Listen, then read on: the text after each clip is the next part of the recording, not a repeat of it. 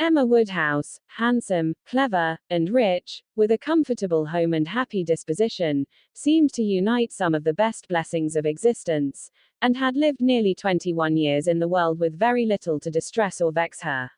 She was the youngest of the two daughters of a most affectionate, indulgent father, and had, in consequence of her sister's marriage, been mistress of his house from a very early period. Her mother had died too long ago for her to have more than an indistinct remembrance of her caresses, and her place had been supplied by an excellent woman as governess, who had fallen little short of a mother in affection. 16 years had Miss Taylor been in Mr. Woodhouse's family, less as a governess than a friend, very fond of both daughters, but particularly of Emma. Between them it was more the intimacy of sisters. Even before Miss Taylor had ceased to hold the nominal office of governess, the mildness of her temper had hardly allowed her to impose any restraint, and the shadow of authority being now long passed away, they had been living together as friend and friend, very mutually attached, and Emma doing just what she liked, highly esteeming Miss Taylor's judgment, but directed chiefly by her own. The real evils, indeed, of Emma's situation were the power of having rather too much her own way, and a disposition to think a little too well of herself. These were the disadvantages which threatened alloy to her many enjoyments. The danger, however, was at present so unperceived, that they did not by any means rank as misfortunes with her. Sorrow came, a gentle sorrow, but not at all in the shape of any disagreeable consciousness. Miss Taylor married. It was Miss Taylor's loss which first brought grief. It was on the wedding day of this beloved friend that Emma first sat in mournful thought of any continuance.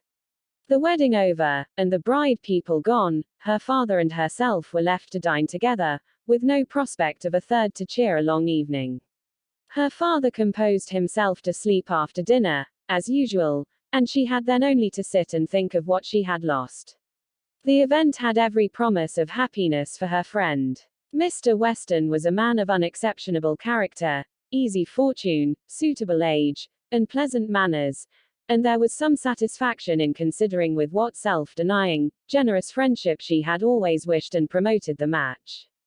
But it was a black morning's work for her. The want of Miss Taylor would be felt every hour of every day.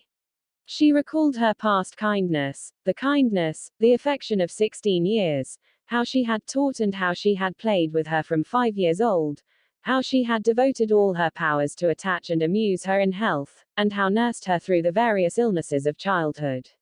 A large debt of gratitude was owing here, but the intercourse of the last 7 years, the equal footing and perfect unreserve which had soon followed Isabella's marriage, on their being left to each other, was yet a dearer, tenderer recollection. She had been a friend and companion such as few possessed, intelligent, well-informed, useful, gentle, knowing all the ways of the family, interested in all its concerns, and peculiarly interested in herself, in every pleasure, every scheme of hers, one to whom she could speak every thought as it arose, and who had such an affection for her as could never find fault. How was she to bear the change? It was true that her friend was going only half a mile from them, but Emma was aware that great must be the difference between a Mrs. Weston, only half a mile from him, and a Miss Taylor in the house, and with all her advantages, natural and domestic, she was now in great danger of suffering from intellectual solitude. She dearly loved her father, but he was no companion for her. He could not meet her in conversation, rational or playful.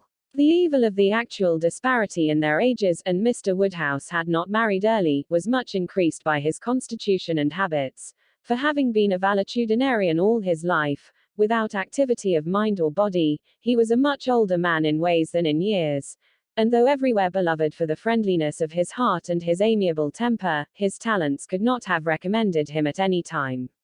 Her sister, though comparatively but little removed by matrimony, being settled in London, only 16 miles off, was much beyond her daily reach, and many a long October and November evening must be struggled through at Hartfield, before Christmas brought the next visit from Isabella and her husband, and their little children, to fill the house, and give her pleasant society again.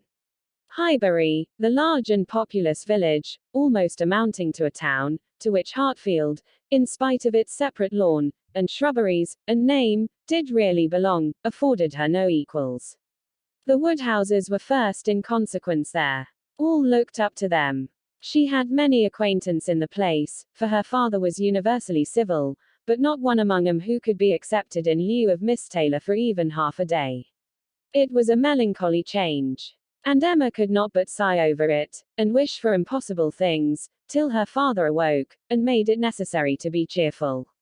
His spirits required support. He was a nervous man, easily depressed, fond of everybody that he was used to, and hating to part with them. Hating change of every kind. Matrimony, as the origin of change, was always disagreeable. And he was by no means yet reconciled to his own daughter's marrying, nor could ever speak of her but with compassion, though it had been entirely a match of affection, when he was now obliged to part with Miss Taylor too. And from his habits of gentle selfishness, and of being never able to suppose that other people could feel differently from himself, he was very much disposed to think Miss Taylor had done as sad a thing for herself as for them, and would have been a great deal happier if she had spent all the rest of her life at Hartfield.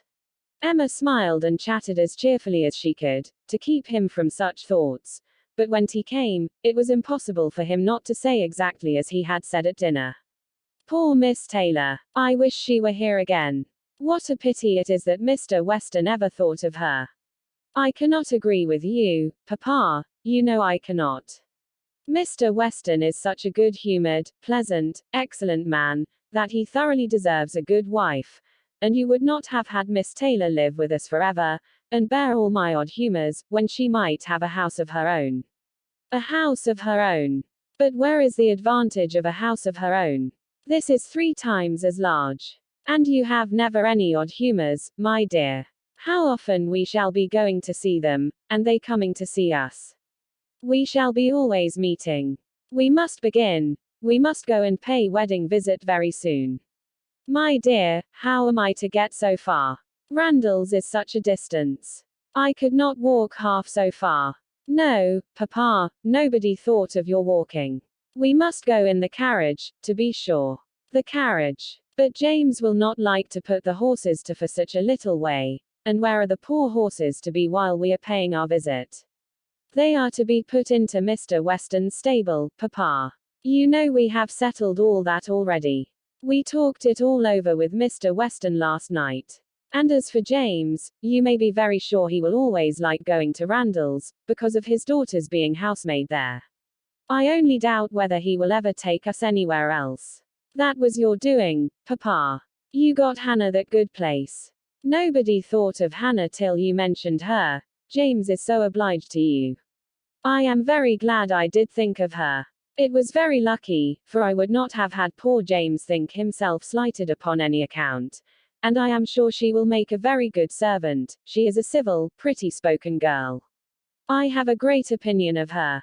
Whenever I see her, she always curtsies and asks me how I do, in a very pretty manner, and when you have had her here to do needlework, I observe she always turns the lock of the door the right way and never bangs it. I am sure she will be an excellent servant. And it will be a great comfort to poor Miss Taylor to have somebody about her that she is used to see. Whenever James goes over to see his daughter, you know, she will be hearing of us. He will be able to tell her how we all are. Emma spared no exertions to maintain this happier flow of ideas, and hoped, by the help of backgammon, to get her father tolerably through the evening, and be attacked by no regrets but her own. The backgammon table was placed, but a visitor immediately afterwards walked in and made it unnecessary. Mr. Knightley, a sensible man about 7 or 8 and 30, was not only a very old and intimate friend of the family, but particularly connected with it, as the elder brother of Isabella's husband. He lived about a mile from Highbury, was a frequent visitor, and always welcome, and at this time more welcome than usual, as coming directly from their mutual connections in London. He had returned to a late dinner, after some days' absence, and now walked up to Hartfield to say that all were well in Brunswick Square. It was a happy circumstance, and animated Mr. Woodhouse for some time. Mr. Knightley had a cheerful manner, which always did him good, and his many inquiries after poor Isabella and her children were answered most satisfactorily. When this was over, Mr. Woodhouse gratefully observed, "It is very kind of you, Mr. Knightley, to come out at this late hour to call upon us. I am afraid you must have had a shocking walk. Not at all, sir. It is a beautiful moonlight night, and so mild that I must draw back from your great fire. But you must have found it very damp and dirty. I wish you may not catch cold. Dirty, sir. Look at my shoes. Not a speck on them. Well, that is quite surprising, for we have had a vast deal of rain here. It rained dreadfully hard for half an hour while we were at breakfast. I wanted 'em to put off the wedding. By the by, I have not wished you joy. Being pretty well aware of what sort of joy you must both be feeling, I have been in no hurry with my congratulations, but I hope it all went off tolerably well. How did you all behave? Who cried most? Ah, poor Miss Taylor. 'Tis a sad business. Poor Mr. and Miss Woodhouse, if you please, but I cannot possibly say, poor Miss Taylor. I have a great regard for you and Emma, but when it comes to the question of dependence or independence, at any rate, it must be better to have only one to please than two. Especially when one of those two is such a fanciful, troublesome creature, said Emma playfully. That is what you have in your head, I know, and what you would certainly say if my father were not by. I believe it is very true, my dear, indeed, said Mr. Woodhouse, with a sigh. I am afraid I am sometimes very fanciful and troublesome. My dearest papa, you do not think I could mean you, or suppose Mr. Knightley to mean you. What a horrible idea. Oh no, I meant only myself. Mr. Knightley loves to find fault with me, you know, in a joke, it is all a joke. We always say what we like to one another. Mr. Knightley, in fact, was one of the few people who could see faults in Emma Woodhouse, and the only one who ever told her of them. And though this was not particularly agreeable to Emma herself, she knew it would be so much less so to her father, that she would not have him really suspect such a circumstance as her not being thought perfect by everybody. Emma knows I never flatter her, said Mr. Knightley, but I meant no reflection on anybody. Miss Taylor has been used to have two persons to please, she will now have but one. The chances are that she must be a gainer. Well, said Emma, willing to let it pass, you want to hear about the wedding, and I shall be happy to tell you, for we all behaved charmingly. Everybody was punctual, everybody in the best looks, not a tear, and hardly a long face to be seen. Oh no, we all felt that we were going to be only half a mile apart, and were sure of meeting every day. Dear Emma bears everything so well, said her father. But, Mr. Knightley, she is really very sorry to lose poor Miss Taylor, and I am sure she will miss her more than she thinks for. Emma turned away her head, divided between tears and smiles.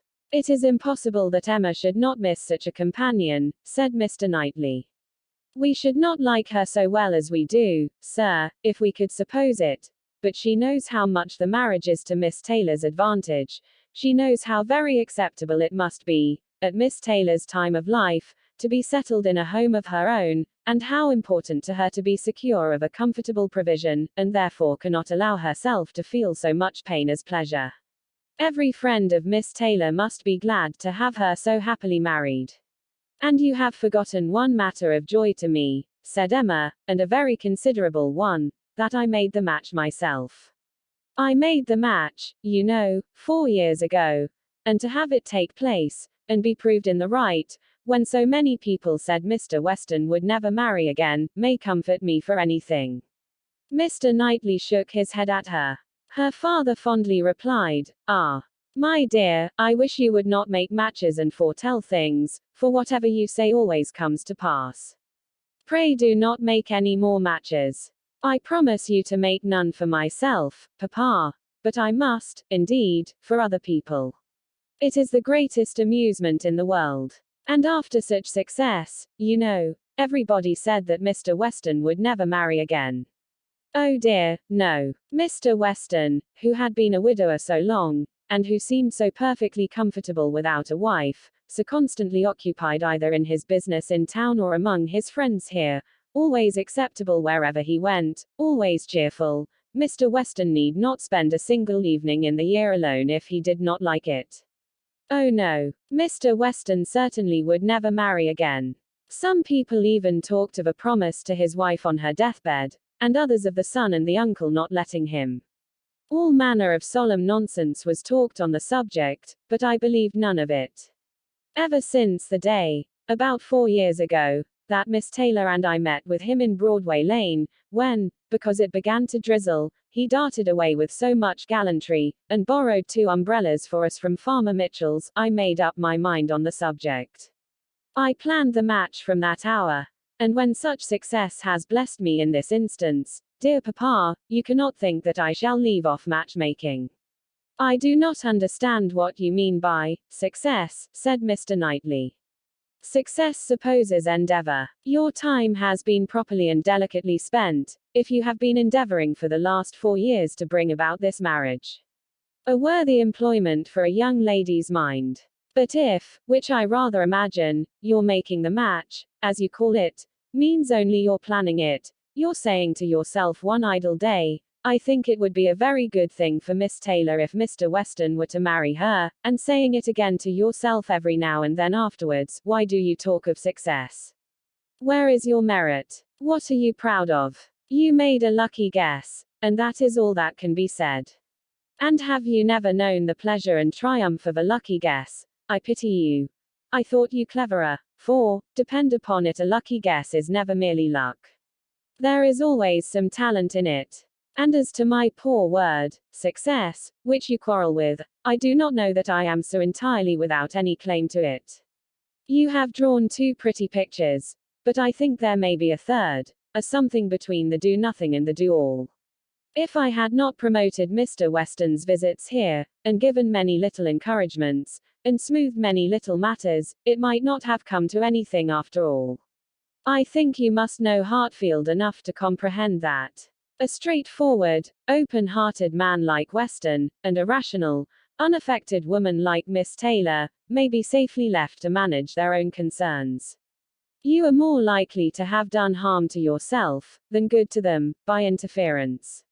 Emma never thinks of herself, if she can do good to others, rejoined Mr. Woodhouse, understanding but in part. But, my dear, pray do not make any more matches. They are silly things, and break up one's family circle grievously. Only one more, papa, only for Mr. Elton. Poor Mr. Elton. You like Mr. Elton, papa? I must look about for a wife for him. There is nobody in Highbury who deserves him, and he has been here a whole year, and has fitted up his house so comfortably, that it would be a shame to have him single any longer, and I thought when he was joining their hands today, he looked so very much as if he would like to have the same kind office done for him. I think very well of Mr. Elton, and this is the only way I have of doing him a service. Mr. Elton is a very pretty young man, to be sure, and a very good young man, and I have a great regard for him. But if you want to show him any attention, my dear, ask him to come and dine with us some day. That will be a much better thing. I dare say Mr. Knightley will be so kind as to meet him. With a great deal of pleasure, sir, at any time, said Mr. Knightley, laughing, and I agree with you entirely, that it will be a much better thing. Invite him to dinner, Emma, and help him to the best of the fish and the chicken, but leave him to choose his own wife. Depend upon it, a man of 6 or 7 and 20 can take care of himself.